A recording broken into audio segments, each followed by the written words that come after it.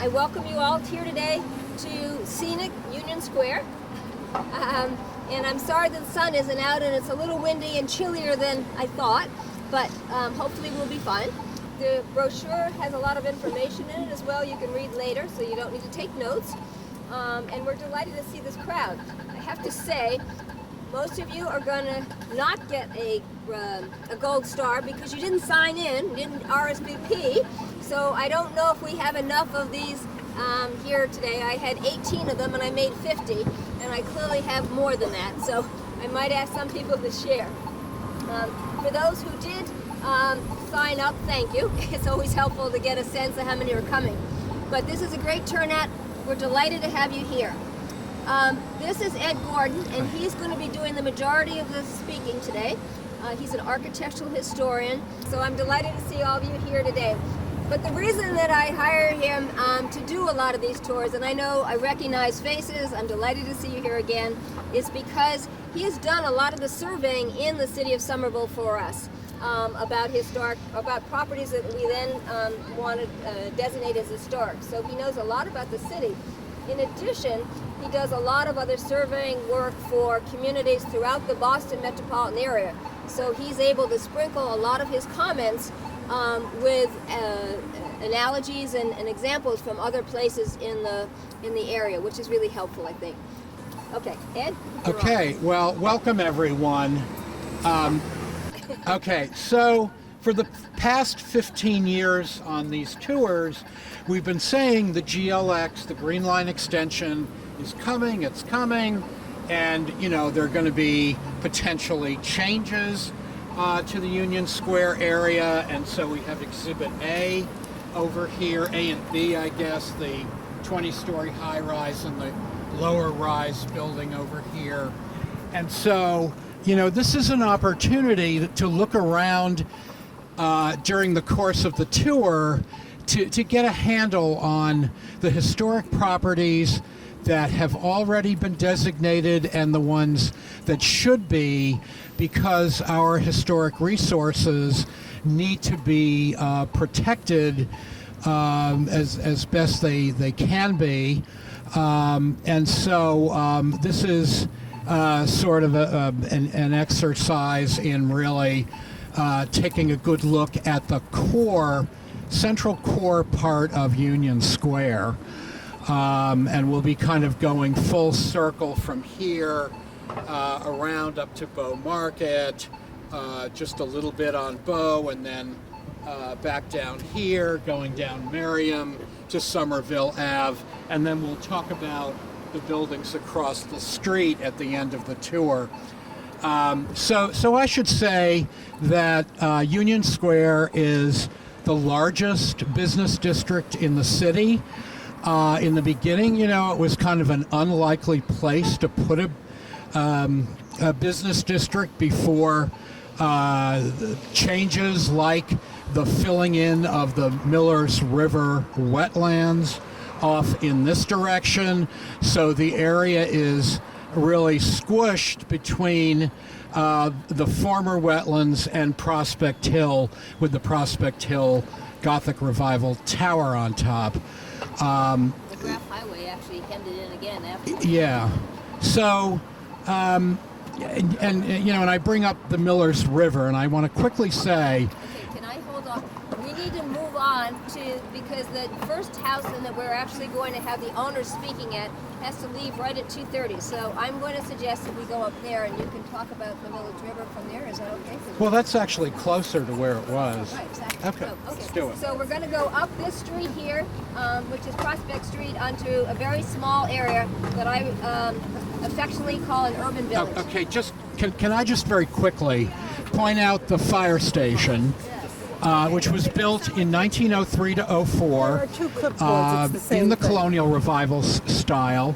There has been a fire station on that parcel since the 1850s, and originally on top of that kind of decapitated tower was this octagonal kind of a cupola with a weather vane on top that came down later on, but there are postcard views of this building that you can readily get off of Etsy and vintage postcard sites, and it was a favorite subject for early 20th century postcards, just if you're a collector. And so let's continue. Is it protected? Oh, and I also, one more thing. It was designed by Walter T. Littlefield, who designed the Somerville Public Library, which comes along finished in 1914. Okay, and this question was just asked, which is very timely, was is it protected? And the short answer is no. One of the reasons we're doing this tour, a primary reason I might say, is because the buildings we're going to be showing you today have been surveyed by consultants back in 2010, but they have never gone the next step in the process, which is to get designated so that they might be preserved and protected over the longer term. So any properties that haven't been designated as part of the local historic district ordinance is actually vulnerable to demolition within 8 to 18 months after they have been submitted by a developer. And 18 months is the new amount of time that we have. It used to be 9 months, so the good news, we're up to 18 months.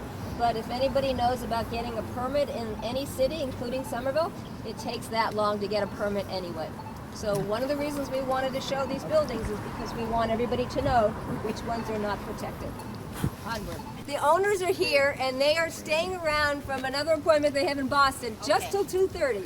So I want to give them the opportunity to tell them about the house here. This is Mike Katz and Linda Gritz, who have lived here for many years and have Only watched 39. all this construction occur, have held very patiently and curiously watching this. Michael is also on the Union Square Main Street Board, which is a group that represents both businesses and residents in the city. So he has firsthand knowledge about a lot of things here.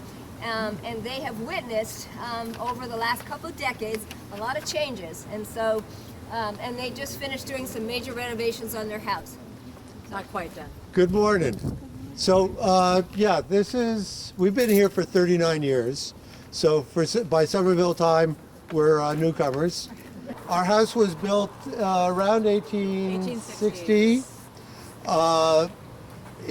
All of these houses, everything you see here except for this one and the yellowish one on the corner, were here on the 1872-74 map.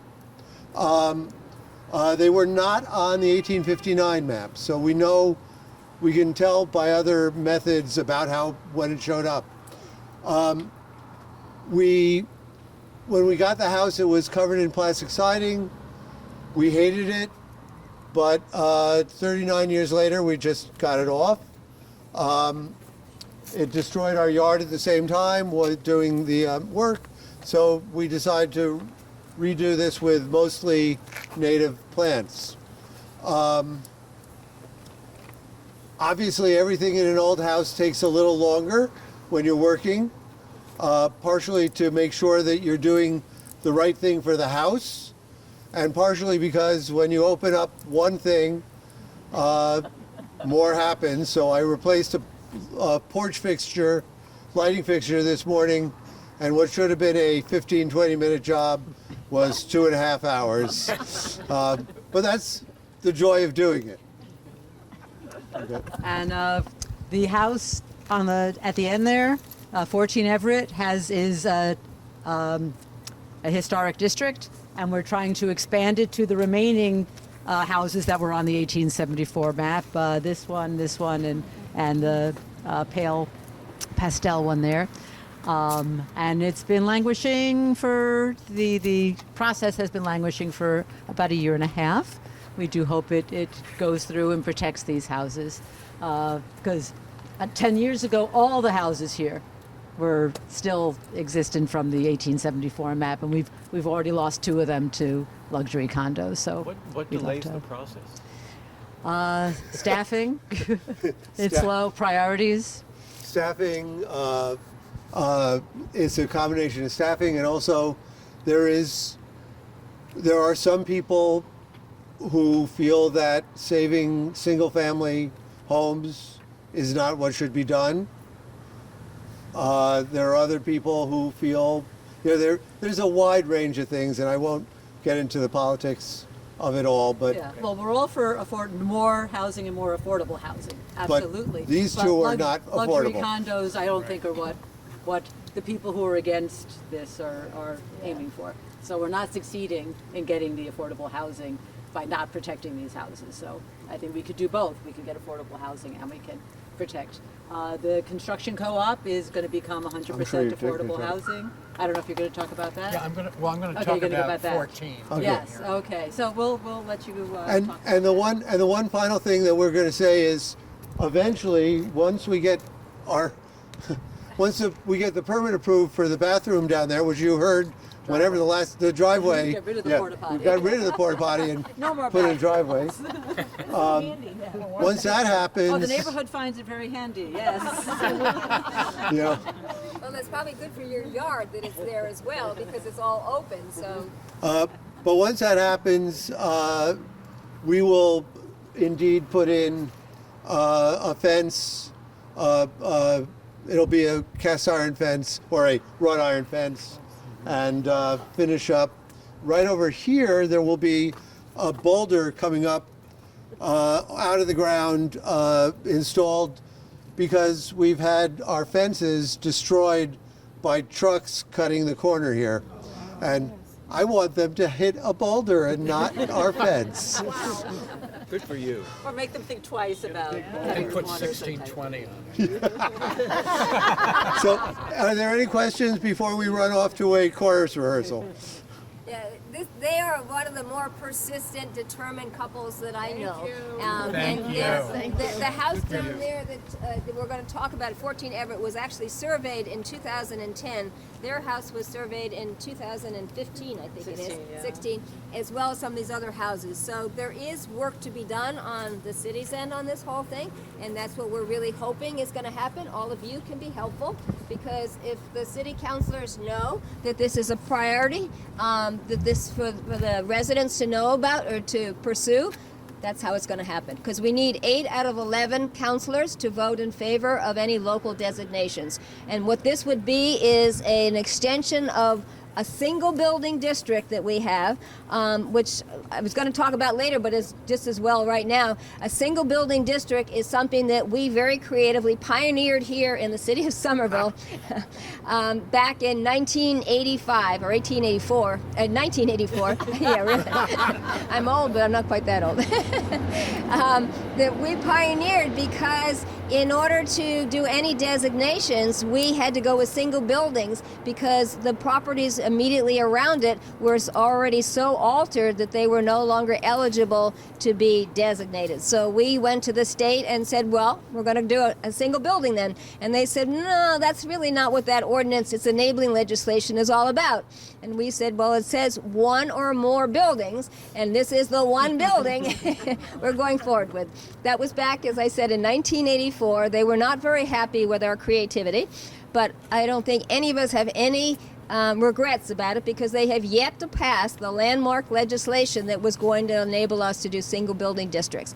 But in this case, what we're now trying to do throughout the city is where we have single building districts and people have come in and decided they want to restore and fix up their properties and make them more like they were in the past, then we want to allow them to be part of these districts that they're near to. And so this would be a single building district that would become a multi-district with this house here, as Linda just said, and number 8, which is down there. Before we lose more properties to very new construction like this, which changes the whole area. As I said before, I affectionately call this an urban village. It's tucked away right outside the main part of Union Square, but it is very representative of a period in the city's history that we feel is very important for other people to be able to appreciate and know was here, because these are the people that worked in the industries around here that's very much part of the heritage of Somerville. So I just want to say a few. Thank you, Michael and Linda. Yes, thank you. Thank you very much. Thanks for your persistence. Yes. I just want to say a few words about the original owner. of this house, that would be Nathaniel Dennett, who was a foreman at the Union Glass Company factory, which used to be on the other side of the railroad tracks here off of Webster Avenue. This was an easy commute for him to just walk right over there. And one of his sons was a machinist over there at Union Glass, and his job description was paper hanger. So I guess he was in the wallpapering business, maybe. And actually later, Dennett became the superintendent of the waterworks for Okay. Somerville. Great. At Mystic Waterworks? Somerville. No, but Mystic is Waterworks is what the name of that is. It says superintendent of Okay. I think it's Somerville Mystic Water. Waterworks. So yeah, Department. that's not the Mystic River. That's a Mystic in the Yeah. Alewife area, so, in Somerville. And the other thing that I wanted to mention was, in terms of the architectural style, this house illustrates Somerville's penchant for center gable Italianate houses, and they take various forms. And here you have a full kind of center projecting pavilion, and then the roof has the brackets at the eaves, under the eaves, and the Italianate has been called the bracketed style because you see lots of brackets, either at bay windows or at, on porch roofs or whatever. And the Italianate is introduced to the Boston area in the late 1840s, and it is a long-lived style. It continues up until about 1890. Originally we're seeing it come into the Boston area in the form of public buildings, like the Boston Athenaeum on Beacon Street, which is supposed to look like an Italian palazzo, and of course it's a museum and a library. And then there was this trickle-down effect out into the neighborhoods of, getting houses that look like the folk art version of Italian villas out in the countryside around Rome. So, and then the other thing, and I wanted to finish my thought about the Millers River. It came out of the Charles River, and it chugged along past Cobble Hill, and where McLean's Asylum used to be and where Brick Bottom is today. And then when it got pretty close to Prospect Ave here, it took a right turn, and it turned into a creek, and it kind of went along between Allen Street and Prospect Street here, and then it crossed Prospect and went behind 14 Everett down there, and then it continued to about where Conway Park is today, maybe a little beyond that, as this kind of a trickle of a waterway. But, it starts out looking like a full-on river and then kind of gets more diminutive. But the point I want to make is that over time the Millers River is filled in because the meatpacking businesses of East Cambridge and Somerville are polluting that river. And it is the reason why the Massachusetts Board of Health is started in 1869, just to deal with the former river that's now been filled in. And I know I've heard from store owners that when they're in their basements, they can hear the river, that it's still under there somewhere. Okay, so it's there, but we just can't see it. Right. And the flooding that actually occurs Right. through many parts of the lower parts of Union Square Right. is very much based on the river. And I know, Right. see, nodding heads, you know very much firsthand why that's happening. I also want to just point. Are you done? Yeah, no, I just want to throw in two more things. That Union Square's development was helped along in a major way by the coming of the railroads in the mid 1830s to early 1840s, with the Boston and Lowell Railroad over on the eastern side of the square, which comes along in 1835. And that was to get people from Boston, particularly the powers that be, that were the heads of the mill up in Lowell, to whisk them up there. And then we also had the Fitchburg Railroad coming in 1836, at first freight only, and then passengers by 1842.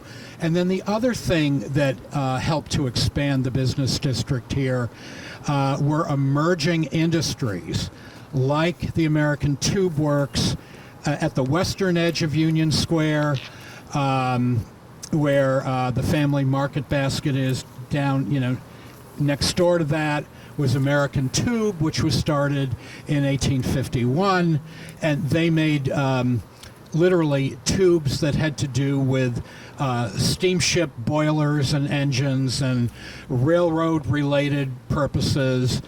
And then Union Glass comes in 1854.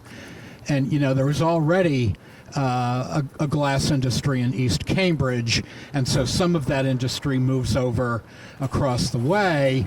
And so that prompts the filling in of this little neighborhood. This little triangular neighborhood sits on landfill where the wetlands were filled in, and then the houses were built on either side of Emerson Street here and Everett Street down there. So let's...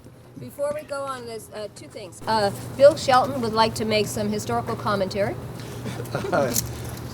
The legislation that the Massachusetts General Court passed that resulted in the filling in of the Millers River became the legal precedent for all environmental legislation in the United States until this day. Great. Wow. Good to know. I also just want, it's a good time to introduce, because it's quieter here than it is going to be at any other places we're going to go today. I want to also personally introduce a member of the Preservation Commission, which is here today. Dan is going to raise his hand here. He's been handing out flyers. So again, he's here today. If you have comments or concerns or questions, I suggest that you talk to him directly, because he's one that can relay it to the rest of the commission as well, which is normally made up of 14 members and right now is searching for new members. So if in fact you're interested, let me know and we can point you in the right direction. Okay, now we're looking at 14 Everett straight ahead of us, and this is the oldest house in this triangular area. I know that Linda said most of the houses were built in 1859, and yes, that's true, but from the deed work that I have done, I discovered a deed that was signed in September of 1856, which they refer to the land with the building thereon, which would suggest that that is this building, brand new in September of 1856. The filling happened between 1852, which you can see on the Martin Draper map, and 1855. And then this is 1856. And so this was, the first owner was Samuel Tuttle Carpenter, who I'm thinking also built the house. That was fairly common to have a first owner who's in the building trades be the first one to live in a house. And so this is another center gable experience without the projecting pavilion, but just a flat center wall.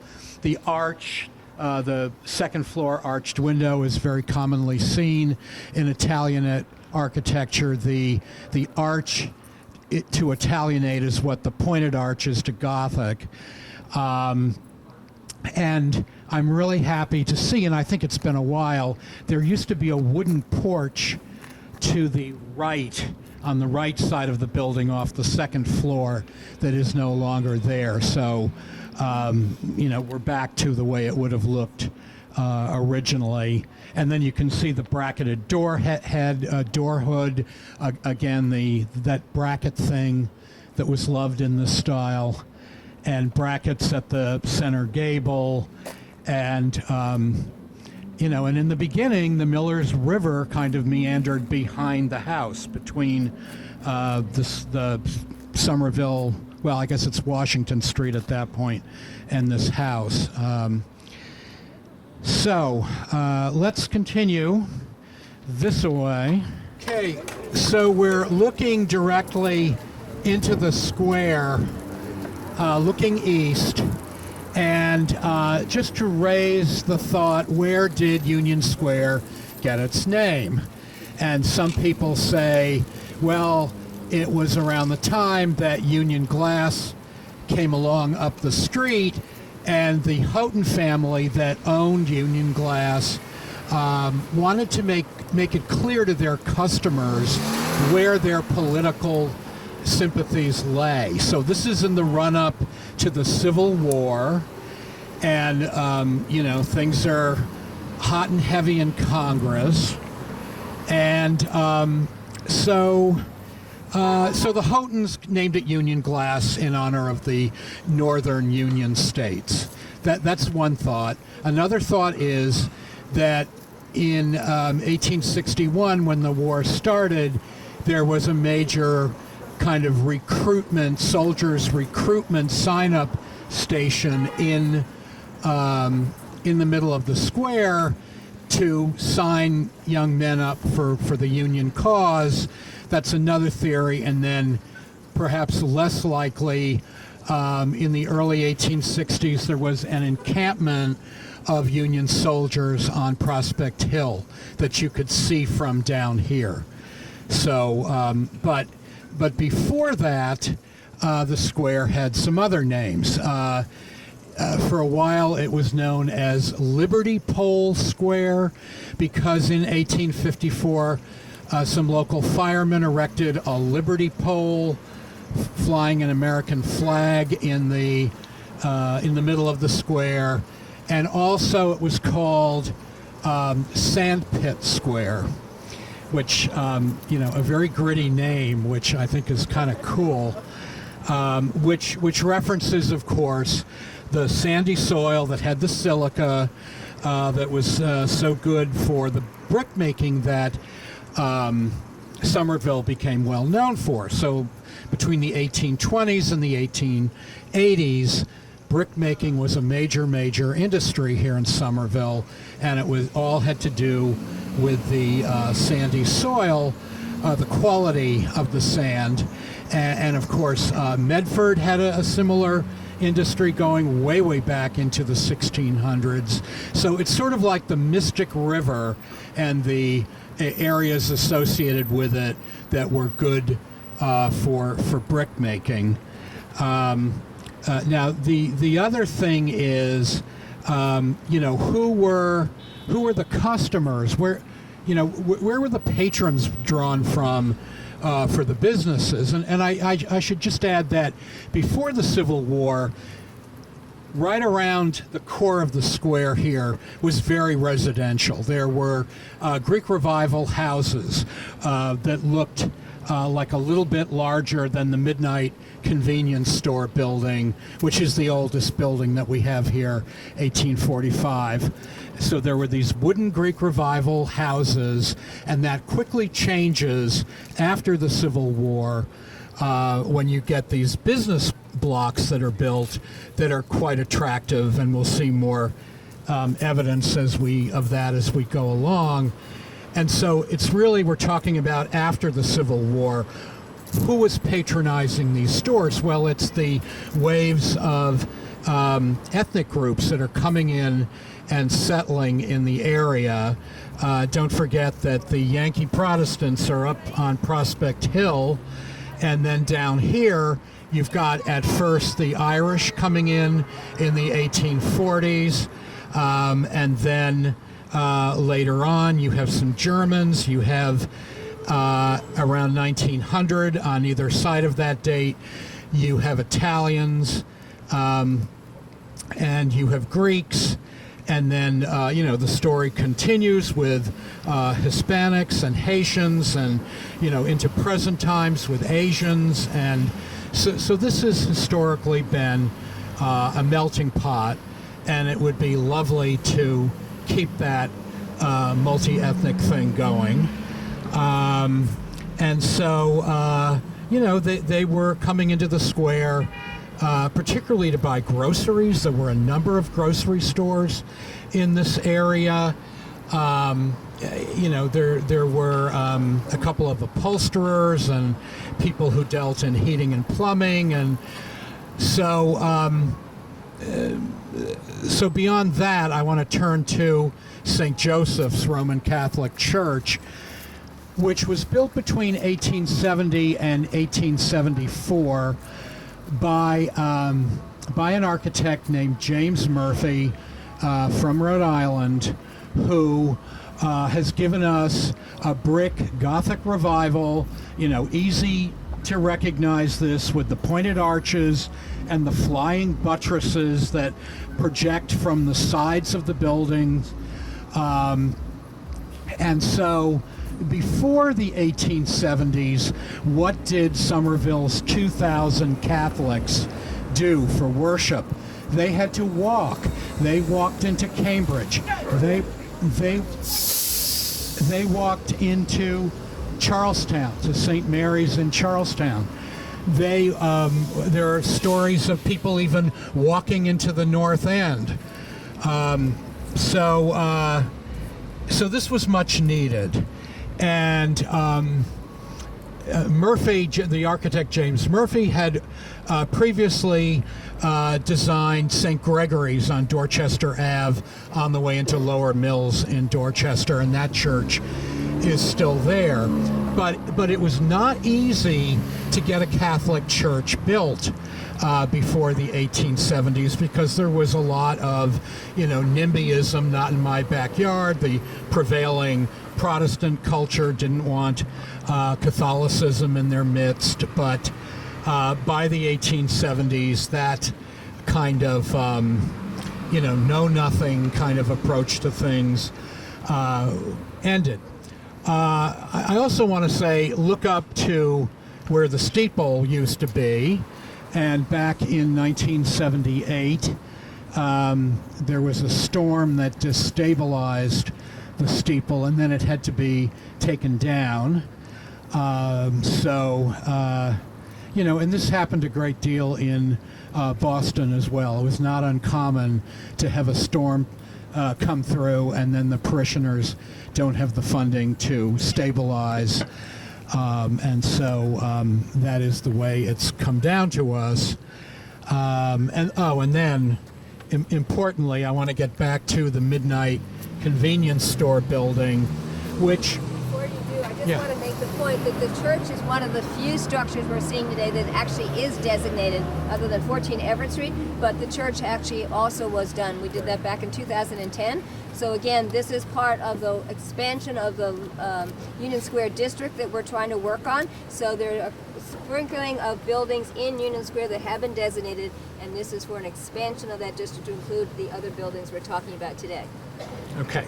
So the convenience store building was built in 1845 as a rental property for Robert Vinyl. And the Vinyl family reigned supreme on Prospect Hill, and there's a Vinyl Avenue, and there were upwards of 100 lots that the Vinyl family owned bordering Vinyl Avenue and other parts of Prospect Hill. And it was Robert Vinyl and his brother, John Quincy Vinyl, who were developers, as well as running their father's grain and hay concern up in Revere, back when it was called North Chelsea. And they had a store in Boston, and they lived here in Somerville. And so this was that little building, which really should stay with us always, because it is such a link to this lost period of the wooden Greek revivals that were around here. That is very important. And then to the right, where the 1920s automobile age store is, meaning that by the 20s, actually by the mid-teens, more people had automobiles and could, drive into Union Square, park, go in and buy whatever they wanted to buy. It was a new form of shopping. But the site is of interest because old photographs show the little Greek Revival standing next to a much larger Greek Revival that used to have a general store on the first floor, and it was nicknamed the Oasis. And it was called the Oasis because people, going in to buy groceries or get their mail, I think there was a post office component to it, and they would stand around and talk about the news of the day. And so it was, a very much frequented part of Union Square back before the Civil War. And I don't know exactly when it was taken down, but maybe it survived into the 20th century. But these automobile-age commercial buildings, usually they were one story only, sometimes two. The professional offices, the dentist, the doctor, the whoever were on the second floor, and then you had variety stores and that kind of thing on the first floor. And it's in your sheet exactly what was in those in that building. And I think we're going to be talking about the stone building over here, but I do want to talk about what stood here, the Hurley building, which is on the site of the old Masonic building. And if you turn to the back page of your handout, to the left is what the Masonic building looked like, and it was built in 1869. It was one of the great mansard roofed commercial buildings. This would be page 16, the back page. It was financed by a group of businessmen, and I think they were willing to finance it because some of them would have stores on the ground floor of the Masonic building, including Philip Eberly of shoemaking renown, who we'll talk about more. And then the upper floor had a meeting room that was given over to charitable organizations and school meetings and all kinds of things. So it would be nice to still have that, but great that these businesses all seem to be doing well. Okay, so I just want to quickly mention Lunch City Studio. If you are looking for Somerville-related or even Union Square-related wall hangings to go on your walls, they have a nice selection of things that are specific to particularly to Union Square, and they have this one image that looks like a mosaic, but when you look at it closely, you realize it's the streets of the square with the buildings called out in different colors. You have to see it to appreciate it, but that's a very fun place to visit. And then when Brandon mentioned a scavenger hunt, I think primarily we're in search of finding a remnant of a no longer with us church that'll be on the right side. We're coming up to it pretty quickly, and to look for things like Italianate brackets and front doors that have the old side lights that you see both in Greek Revival style and Italianate design, and some of the columns reflect the Colonial Revival style. And I think one of the things that we're proposing, and it's expressed in the text, that we think it would be a good idea to have LHDs for the buildings that are along this north side of Washington Street, because when you go over the railroad bridge here, these houses have a very welcoming antique housing, kind of setting the tone for the Union Square of bygone times, and it would be nice to have them stick around for as long as they possibly can. So this we're gonna go a little purple further. house is yes, which is very very well preserved, and you'll see the side lights and the tall thin square porch posts and the brackets, and let's keep going this way. Okay, so you can all see the remnant of St. Thomas Episcopal Church that used to face Somerville Avenue. And it was an Episcopal church that was built in 1870. And it was a wooden church with a kind of a side low steeple that faced Somerville Avenue. And it was a church right up until 1960. And the congregation, it was a spin-off from the Episcopal Church on Devon Street in Charlestown.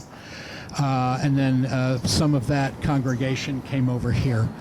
So after 1960, the old church became increasingly altered to a point where it wasn't really recognizable as a church. I think that's fair to say. And there were a number of nonprofit social agencies in the former church, and then in very recent times within the year, we have the 300 Somerville Avenue apartments, of which the rear of St. Thomas's Sanctuary is part of that condo complex.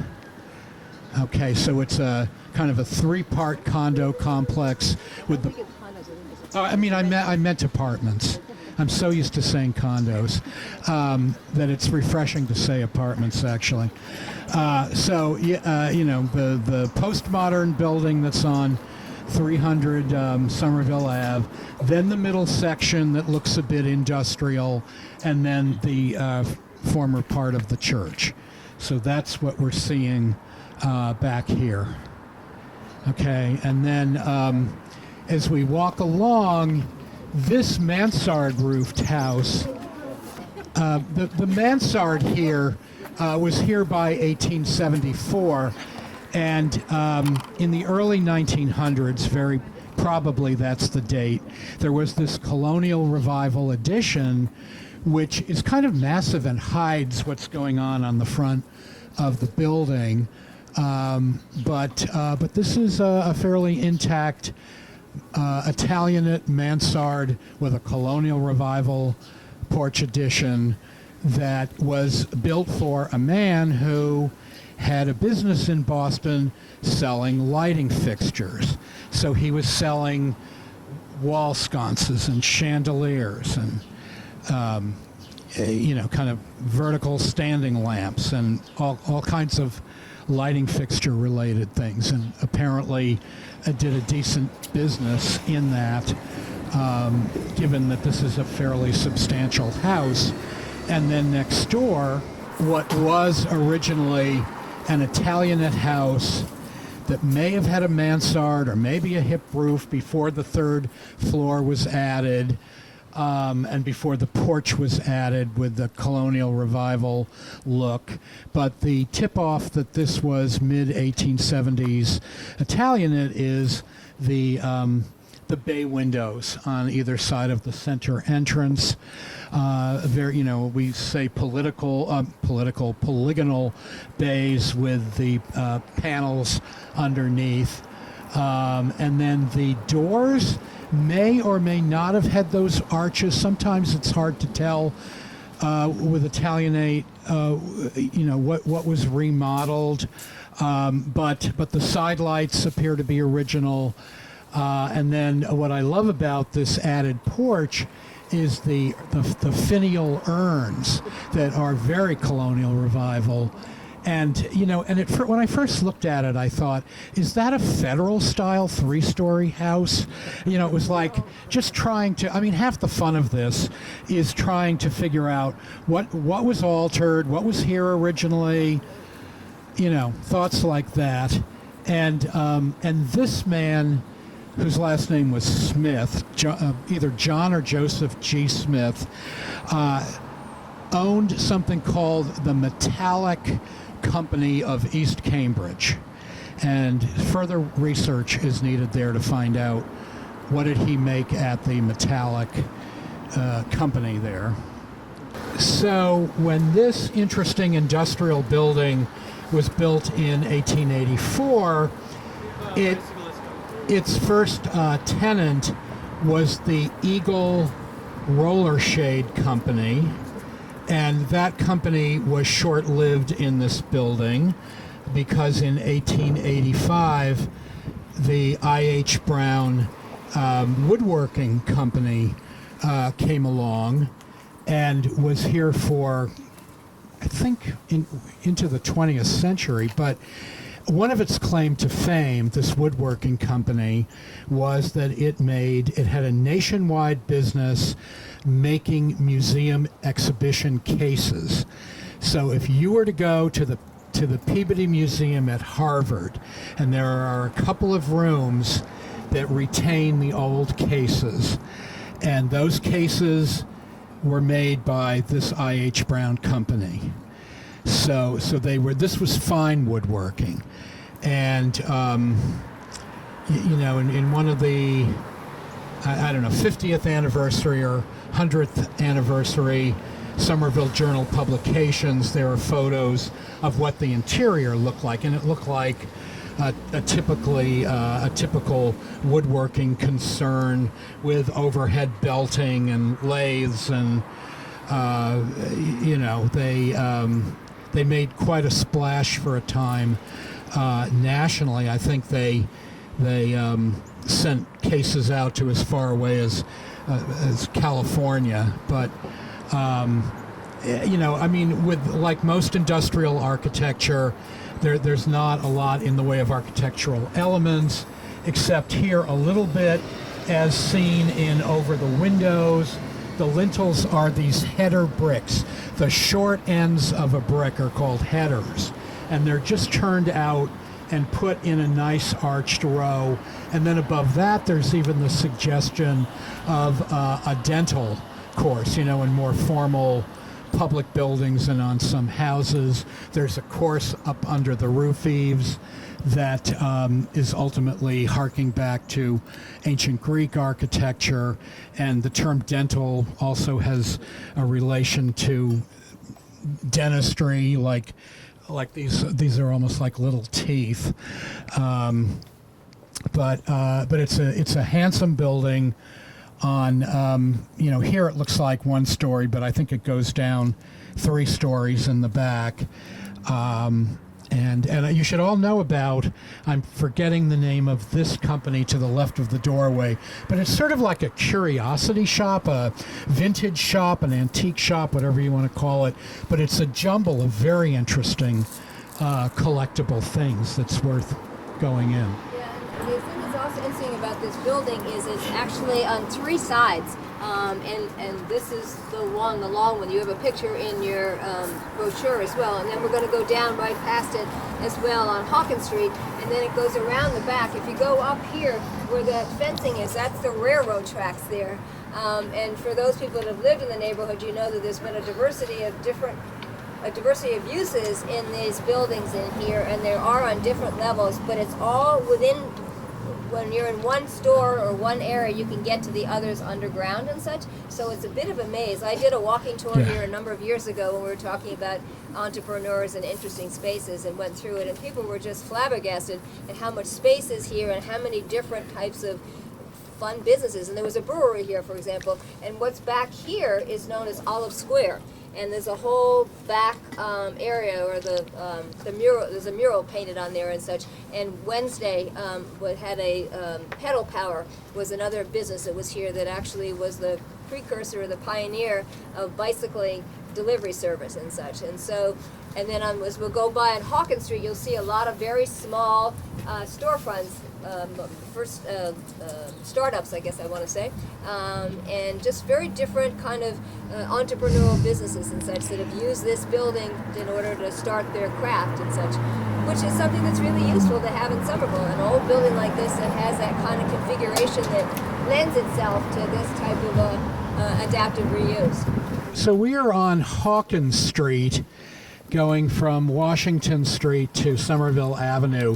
And Hawkins Street was named for a guy, Hawkins, who in 1841 got together with some influential people in what was then still part of Charlestown. Don't forget that historically Somerville was owned by Charlestown, and in fact, Charlestown extended all the way west. A part of it, sort of like a panhandle, extended all the way west to Lexington. Believe it or not, it went through a part of what is now Arlington. And so by 1841, there was a group of folks here who felt like they were being underserved by the city services that were based in Charlestown. So they wanted to break away. And in 1842, they did just that when Governor John Davis at the time, saw to it that Somerville would become an independent town. And then in 1872, it becomes a municipality. It becomes a full-fledged city. So that's just a little, street name history. It's a street that many people don't even know exists, and it obviously should have some real prominence to think that he was responsible for us separating from Boston. I also want to just, since you're standing here, point something out that's pretty fun, which is the manhole cover right here and the date on it. It's a catch basin. And we right now have the opportunity to adopt a catch basin in the city.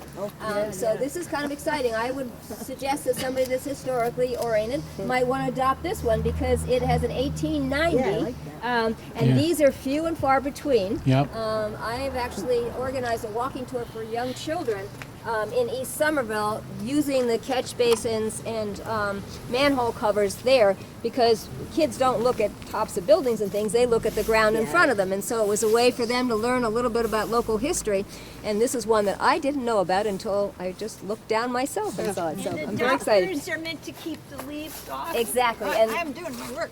Yes, and that's exactly what adopting a catch basin means, is that the city is asking for help and support in watering the trees as well as clearing off these catch basins, because this is what leads to the flooding and a lot of the problems that we have with all the rain. And of course, at this time of year, it's particularly bad. So another way to advertise a program that we're doing in the city. We are in an exciting new venue for Union Square, which actually predates the coming of the extension to Union Square. This is Bow Market. We're at 1 Bow Market Way. And this site has quite a history that has to do with transportation. It starts out on the site in the 1870s as Albert Sanborn's livery stable. So this is where you could go and rent a horse and carriage for a day, a week, or a month, or whatever. And the Sanborn family, long history here in Somerville. They predate the Revolutionary War by decades. They part of the family was very well known as brick manufacturers, and in the old business directories you see advertisements that include their brick kilns and different things that have to do with brick making. And so that is going strong until around 1910. And then in the later 19-teens, you have the wooden Sanborn stable that reportedly followed the footprint of this concrete building. And the concrete building, to my knowledge, is like a circa 1920 when Model T, Henry Ford's Model T, remember, invented in Highland Park outside of Detroit in 1913. And then cars are being sold from out of here and stored here from 1920 onwards. And so, fast forwarding to more recent times, Kawasaki motorcycles were sold here in the building over here, and that wooden building reportedly was the business end of Sanborn's livery stable. So, who knew that you would get a kind of mini Quincy market on an old stable / Model T / motorcycle site? It's always the unlikely that becomes likely. And it's such a fabulous thing to have here. There are over 30 shops, pop-up stores, and on a maybe like a even sunnier day than this is absolutely mobbed in the nice weather. And, it's worth, this is a destination within Union Square to come here and enjoy something to eat. There's a brewery that we walked by when we first came in. There's some kind of a wine bar. There's pizza. There's all kinds of stuff. So one of the things that's really significant about this, in addition to what Ed has just said, is that this is actually a place where small businesses can get a startup. Basically, it's very small space where you have a concept and you want to pursue it, but you don't have the money and the capital in order to open up a big storefront or such. You can actually get a very small, I've forgotten the exact square footage, but it's like almost 1,000 square feet or something, to actually show your wares or provide your services and such. And so there's like 30 of those type of businesses that are started here over time, and I think it's been probably 5 years now. And what we just came through, I hope you appreciate, because somebody that's lived in Union Square just said, did we just miss this all this time? No, it's just opened in the last couple of weeks. I'm going to say 2 weeks. What, that passageway? Which Ed, interesting enough, just discovered. Well, I was here last weekend at the Vintage Clothing Festival, and I just stumbled on that, and I thought, wow, this is. So that's how you got a first introduction. You can say you're one of the first to come through that space. And what it is some of the businesses that the pop-ups in this Bow Market have been so successful, and their concept has taken off, that they're expanding. And so the people that, the two guys that started Bow Market have now gotten some more space over here. So they're going to have larger spaces where the storefronts that you saw over there that in part faces on to the major avenues. So it's a success story on many fronts. And the other thing is it's one of the things that, if you've been on any of my tours, you know, is that I get excited about, because it's adaptive reuse of old buildings and such, which were built to last, have some charm in their architecture and interest, and you get creations like this. And this is the brainchild of two young guys who actually, one of them is from Cambridge originally, but his father has a architectural firm on Bow Street, and so he was very helpful in the design of this place. And they created this, just sort of as a, I won't say a whim, because it was more thought out than that, but it was just sort of a vision that they had. And it's really taken off, and it's pretty exciting to see. And I know a lot of people come here for all times of day, because you can do retail shopping here. You can get your coffee in the morning at Remnant, and then you can come back in the later afternoon and the evening and get some beer. This is homemade beer here. Rebel is the wine bar that Ed was talking about.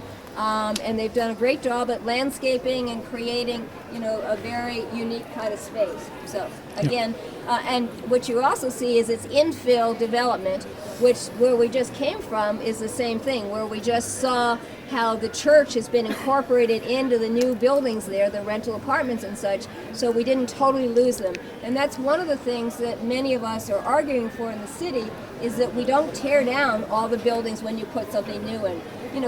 Progress is important, and growth and new development is fine. We need that. That's what cities are all about. But it doesn't mean you need to tear everything down that was there before. There are some things that are really worth keeping, and you can integrate it nicely into the existing or the new fabric in a way that makes it even more of a draw to people, both here in Somerville as well as people coming from outside. Okay, now I just want to speak to the Union 346 Somerville Ave building here, which is a very, very recent addition to this streetscape across from us, which I think very successfully suggests, an early 20th century industrial building, maybe a storage facility. All that utilitarianism is tempered by some of the classical architectural elements, like you see rising from the ground floor, the kind of concrete surrounds with the stores behind. Rising from that are a pair of Corinthian capital pilasters. And then up at the top is this very classical molded entablature that is just before the flat roof. And then you have these porches that have this wonderful rust-colored horizontal feature, and it's I think it's a very pleasing design. And then on the east side of the building there are a three-story oriel. Remember, it's a bay window. When the bay starts from the ground and works its way up, projecting out, it's an oriel. When there's nothing under it, it projects out and rises. So that oriel on the side is recalling some of the older Victorian commercial blocks around here that had that feature. So it's a wonderful mix of the old and new, and a kind of an orange brickwork that recalls some of the early 20th century hues for getting away from the brown decades of the Victorian era and getting into white, yellow, orange, lighter hued brick colors. So there's a lot of cross-referencing, and I think it's a very laudable project with 94 units. Of which 20% are affordable. Very good. And we point this out. We point this out as well because what we're trying to do is encourage developers working with the planning staff, and that's what they certainly did here, in trying to blend the old with the new in a way that mimics some of the old design, but at the same time recreates something entirely new. So that's the opportunity that's before us here throughout the square and elsewhere in the city. Is the J.F. Young business block across the way, does that have protection? Is that a local historic district? No. None of these. That's not protected. No, none of these buildings are protected. So this is something that needs to happen, I would think. But this is a mansard commercial residential block from around 1880. We don't know who Mr. Young is because he apparently lived outside of Somerville, so you're not going to find his name in the directory with a description of what his business was. And it's really not until 1903 that the business directories give you a full picture of who's on the ground floor and who's renting on the upper floors. And in your handouts, it's telling you what the businesses were on the ground floor and who was living on the upper floor. And invariably, it would say something like works in meat packing or at the glass works or whatever it's going to say. But, Boston used to have more of these out in the neighborhoods. There are fewer and fewer buildings like this, and so really the extra mile should be taken to ensure that this continues to sit on that corner, is what I'm trying to say. Okay, so we're looking at the three-story brick building across the street, which is the very wonderful Eberly building of 1884, which is maybe even the best example of a Queen Anne commercial building in the Boston area. And what's particularly wonderful about it is on the first floor, it has those original small panes of glass above the large display windows, and that is the original size of the display windows. So this is 1884. This is at the very beginning of the new glass technology that could make really big display windows, and that technology was developed in Chicago primarily, but in other cities as well. And you can see that this multi-pane transom effect is above the doors, and behind that is the stairway that leads up to the upper floors. And then on the top floor, there was a meeting hall that reportedly could accommodate 800 people, called Eberly Hall. So who was Philip Eberly, who built this? He was a German immigrant who was born in Baden, Germany in 1831, and he came to, at first, New York City in 1851. And so he brought a skill with him. He was a shoemaker and a bootmaker, and so he stayed in New York for a time. He found that he needed to become more fluent in English. This is in his little biography in Somerville, Past and Present, 1897, by Edmonds is the author's name, talking about how he then in 1857 moves to Cambridge, and then a couple of years later he's living in Somerville, and he's living and working down opposite what is now Conway Park, where the Middlesex Dye Works used to be. And so in 1869, he bands together with a group of local businessmen, and they raise the money to build the Masonic building, depicted again on your back page on the left. And he does that because he knows he wants to have space on the ground floor for his shoe business. And then reportedly in the 1870s at some point, he builds this sliver building for him and his family to live in. And this is such an interesting building because it looks like it can't decide whether it wants to be a mansard roof or to be really a dedicated top floor or what, but it's just so quirky and interesting with that Italianate oriel that projects out a little bit. And then in 1884, he builds next door. And I should say that 2 years before he builds this, 1882, he moves to Columbus up here, Columbus Street. Avenue, thank you. I knew I was going to mix that up. Okay, Columbus Avenue. And if you know Stone Avenue and how it goes up to the tower, so you cross Columbus, and on the right is the house that he built in 1882, and it's an Italianate house, and it's quite, it's quite large. And I thought, wouldn't he have built one of the fancy mansards further down towards Walnut? But whatever, that's just my musings. So. But what you started to say is he lived here. But he lived here before he lived on Columbus Avenue.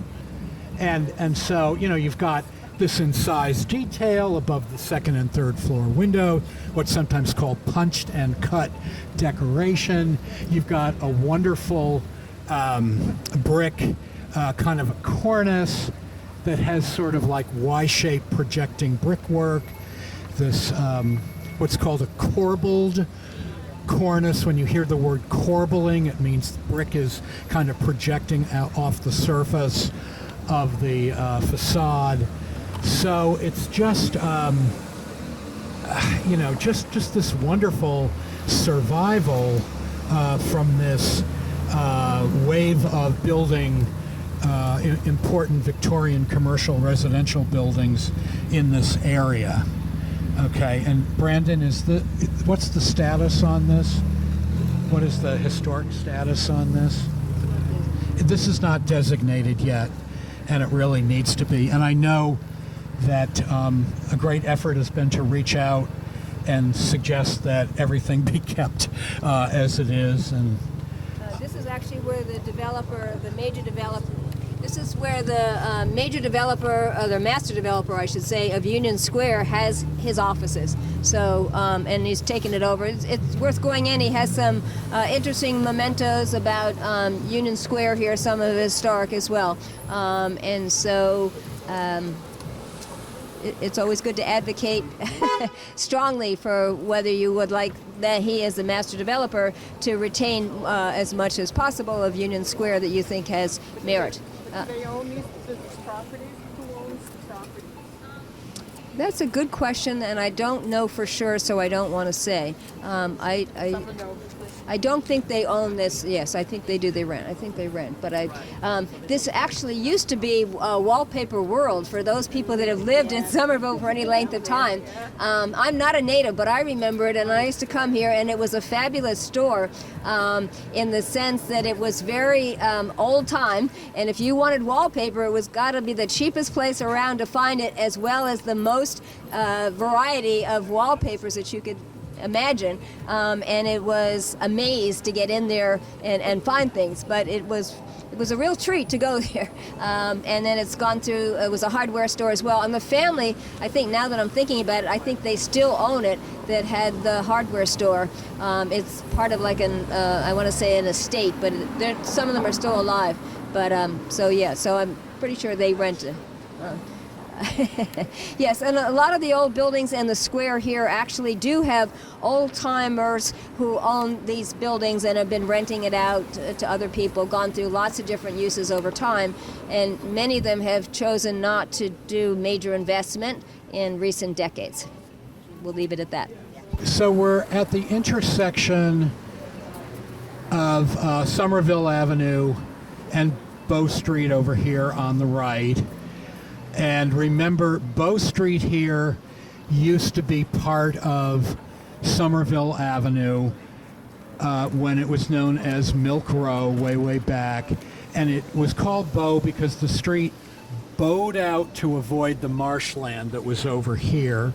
And then in 1830, Somerville Ave was pushed eastward from where Carlton intersects with Somerville, what is now Somerville Ave, and it went through the heart of the square, and the new Somerville Ave, this new straight shot, ended at Medford Street. So all of this is 1830.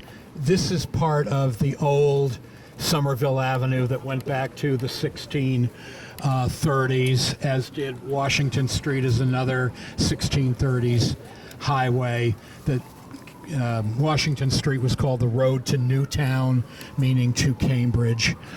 Okay, so we're looking at the building that has Rockland Trust, which was originally a 4-story building with a mansard that was called the Hill Building, after a developer who lived up on Prospect Hill, Ira Hill.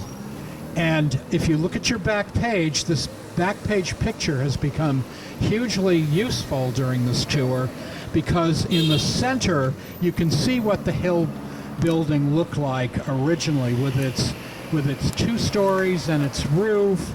It had cast iron crusting on top of the roof, a kind of ornamental detail. And it's my thought, and it would be so ideal if a developer would come along and recreate those 2 missing floors with the mansard, because what you have here, and you can see on the 2nd floor, this was a very nicely designed, what's called a high Victorian Gothic commercial building. High Victorian Gothic is a term that's usually applied to public buildings more typically for churches. If you know the new Old South Church in Copley Square across from the Boston Public Library, that is a prime example in the Boston area of the high Victorian Gothic style. And this approaches when it was, all together, had its floors. It approached this very formal design statement. Okay. So just a thought, if you have a developer friend, try to steer he or she in this Or direction. if you win the lottery and would like to invest the There money you go. very wisely. There you go. What And then, happened to the top two floors? well, okay, during the Depression, it was common practice to take down upper floors of commercial buildings because the owners couldn't get the rents because people were out of work. And in some cases, they didn't want to pay the taxes or whatever the case might be. So during the Depression, in many parts of this country, we lost the upper floors of older buildings.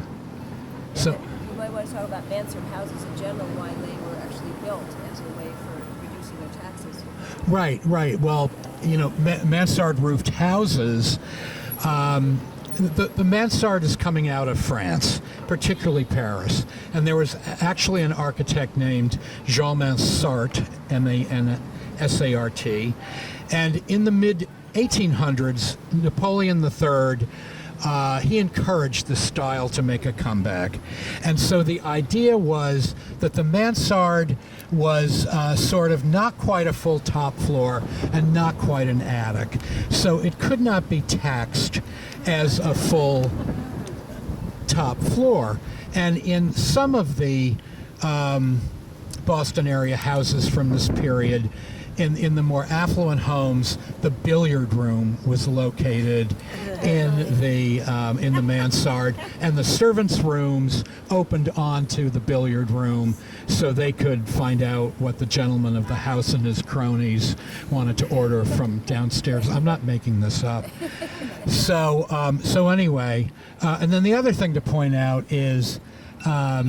The church, the Prospect Hill former Congregational Church of 1887, which was designed by Henry Strawbridge Mackay, who was one of numerous imitators of the great architect Henry Hobson Richardson, who designed Trinity in Copley Square. This was one of his imitators who loved the Romanesque style with all its great round arches. And so in the late, I want to get this right, but maybe I won't, the late 1980s, that became a condo. Does that sound about right? 1980s for the church became condos. And on one of the tours, we got to go in there, and the units have, one of them has like a 40-foot high ceiling, and one of them has beautiful stained glass Right inside the unit. right inside the unit, and beautifully carved hardwood. I mean, that Not exactly affordable units either. not exactly affordable, no, sadly, but anyway, something that when you have your spare time, walk past it and admire. I did want to stop and take a look at Barrister's Hall, which is also sometimes known as the Stone Building, after the Stone family that lived on Stone Avenue here. And Jonathan Stone was the treasurer of a savings bank that was in this building. The building dates to 1891. The bank goes in as the first tenant. Jonathan Stone is the treasurer. And you see a date of 1968 up there. Now, that refers to when the building was made over, okay? So this was not originally whitewashed. This was red brick. The lovely canopy does survive, not from 1891, but more likely maybe the 19-teens or 20s. And that is a feature that should always remain there. and then there's some classical revival detail. The Doric pilasters on either side of the first floor windows.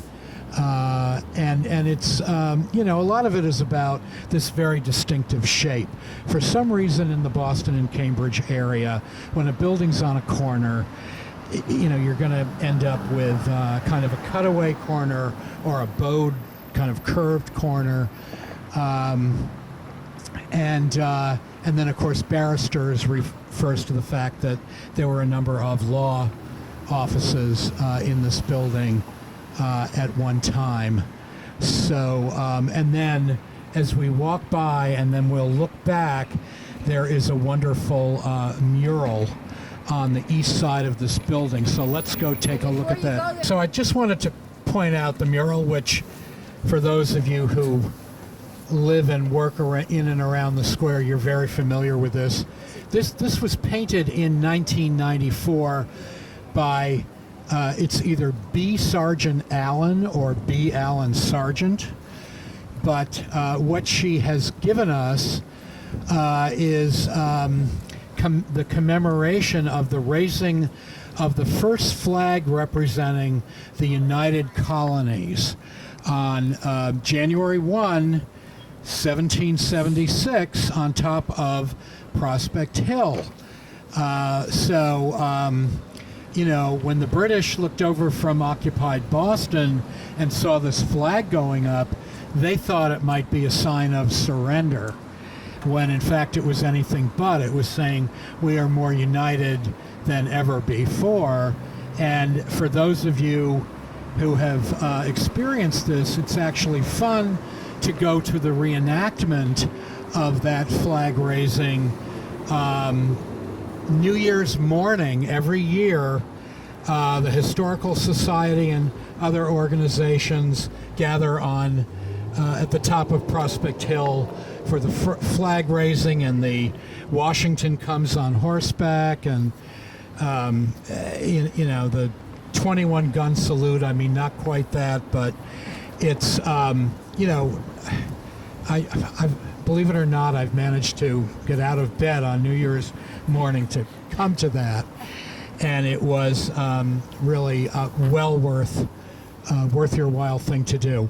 Now I want to turn our attention. Historical footnote. Yes, please. At the time of the flag raising, Prospect Hill was as tall as the tower is now. Okay. And the reason why it's not that tall anymore is it filled in Mills River. So when it was that tall, George Washington and the folks who camped there over the 75 to 76 winter could see everything the British were doing in Boston. Right, and Prospect Hill should get more credit for that very reason. Hello, okay. All right, so over here we have the former police station of 1932, which we don't know who the architect was, but it was someone who had some design skills. So you have this kind of what's called a rusticated ground floor, where you can see the blocks of stone clearly expressed on the wall. This is coming out of Italian Renaissance design. You have this very Italian Renaissance entrance with what's called a console, keystone, C-O-N-S-O-L-E, which is just a fancy kind of souped up way of marking the top of an arch. And then you've got these kind of classical revival Ionic pilasters that range across the upper floors.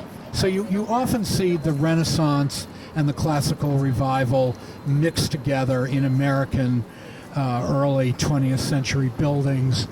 And then you've got the dental detail up at the top, what looks like piano keys, and then the suggestion of coins. Coins are usually full-on blocks that almost look like zippers at the corner of a building. And I always think of this building as the Elephant Walk building. I don't know if you were around here when the Elephant Walk restaurant, and I made the trek from Cambridge, where I was living at the time, to have that fusion French and Cambodian, wasn't it? Yeah. Yeah, and it was excellent. It was so good. And it was a real magnet for the square. The good news is this is a designated building. It is protected. And the reason it is because not only, of course, was it surveyed, but very quickly because the U.S. Post Office decided it was surplus and they were going to close it down and sell it to a developer. And you can imagine some of the plans that they might have had for that. So to preclude that, the city rushed in and did its due diligence, and it got designated. And to answer the question that's been raised here by Julie, is yes, there's a mural inside, which included a picture since we can't get in there. So I very nicely put the picture in their brochure. And that is protected. That was one of the provisions that we put into the document. So I'm going to let Ed talk briefly about it, but since it's designated, we're not going to emphasize it, other than that it's a great building. Okay, so Brandon mentioned the mural that needs to be preserved inside, and yes, it should. It's by Ross Moffat, who was a key figure in the Provincetown art colony of the early 20th century, and the mural, as many of you know, depicts the British Redcoats straggling back from Lexington and Concord, having met a kind of a humiliating reckoning with the Minutemen, and it depicts the British Redcoats rounding this corner down here. And so, this is a good place for the mural. But the building itself is 1935. It's by Simon and Mead. I think it was Simon who was working for the Treasury Department, which oversaw the construction of post offices, and Mead was more of a local person, architect, and both of these architects went to MIT. And so what we have here is a really quite a nice example of the colonial revival style with a bit of the Renaissance revival mixed in, and with these decorative railings that appear to be original, with the lampposts, and it's a building that really needs to be with us still. So, mind about this house is that it is the upper. The second floor and the attic are what is mid 18th century about this. In other words, this started its life as a 1 1/2 story house that around 1860 was hoisted up onto a new first floor. So when I first encountered this 15 years ago, I thought, this is an interesting example of the Italianate style, where very occasionally a gambrel roof came into play. That was not common, but it did happen. But it turns out that it's the upper floor and a half that's what we call a witness house. In other words, a witness house is more associated with houses out in Lexington and Concord and Arlington, the houses that witnessed the Redcoats marching by. Here, we can still call it that. So this was built for a family named Shedd, S-H-E-D-D, and we think they were farmers. And then in 1860, George Walker got a hold of the property, and it's not clear if he was the owner or the manager of a hotel in Union Square across from the Hill Building. But it was Mr. George Walker who not only raised the first floor and the attic up, but he also added that extensive rear L. But in terms of the gambrel roof, this was a roof type that was popular in eastern New England from the early 1700s to around 1780. So as the kind of low-hipped roof, federal-style roof was coming in around 1790, the gambrel was falling by the wayside. So this is very historically and architecturally significant. And so let's continue along. Just one thing I want to say, we're lucky that this house was in very poor shape about 20 years ago. And so the person that bought it is named Kevin. And Kevin was actually on the Preservation Commission. He was one of the original commissioners. He still owns the house, and he is a carpenter of fine craftsmanship and such. And he's been restoring the house ever since. So we're blessed. That was a motorcycle, but anyway, so he's been restoring it ever since, and he's done a wonderful job. And the good news is this is also a designated property going back to 1985 or so. So this would be part of this, when I keep talking about expansion of the local historic district in Union Square, this one and the post office are two of the ones that we would be expanding around. So it would be a multi-building district, as I was explaining at the beginning of the tour. We're looking across the street at two commercial buildings. On the left, there's a building with a massive oriel, which covers the whole front of the building. And in the center, on the second floor, is a panel with initials, and the last initial is an L, and that stands for Llewellyn. And Mr. Llewellyn built this in 1896, and he had either a grocery or a barber shop. The early uses were grocery, then barber shop, or barber shop, then grocery, and the owner lived on the second floor, and there was a renter above that.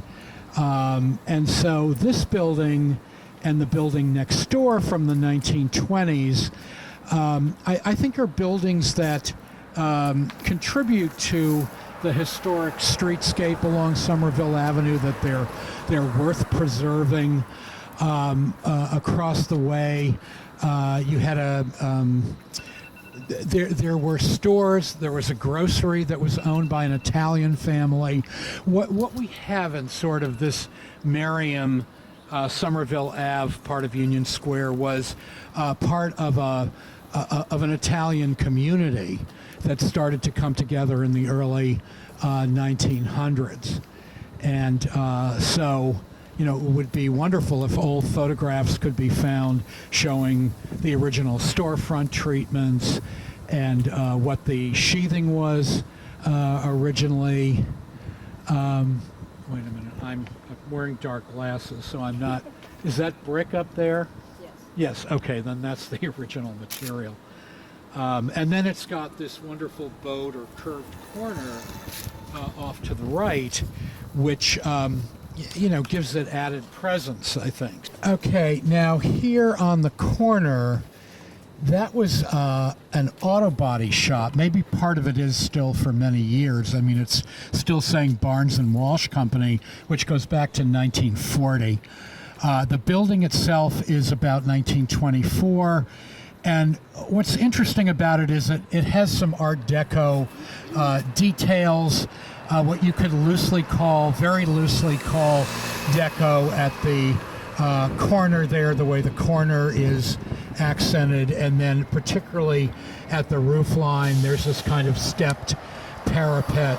So there's some design interest in this very utilitarian building. And I don't think the Bantam Cider Company is here anymore. Is that right? Are they still in? It's closed. Okay. All right. So just to point that out, and then we'll continue. Okay. For our last two buildings that we're discussing, this this was the home of a blacksmith, an Irish family named O'Keefe, and in their side yard here was the family's blacksmith shop, and this you can see on late 1800s atlases. So I love the idea, and this house is 1890. That's late for an Italian house like this. But I love the fact that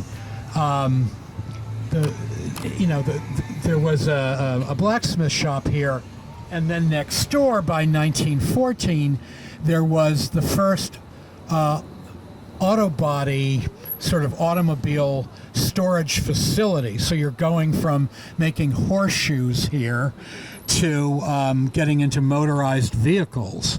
This side-by-side kind of historical transition. And then we've come to realize that in the 1914 automotive building next door, Ricky's Flower Market occupies the second floor of this automotive building. I hadn't made that connection previously for whatever reason, but anyway, this is where we are ending the tour before the reception. I want to thank you all so much for being part of this. Thank Brandon and our camera crew.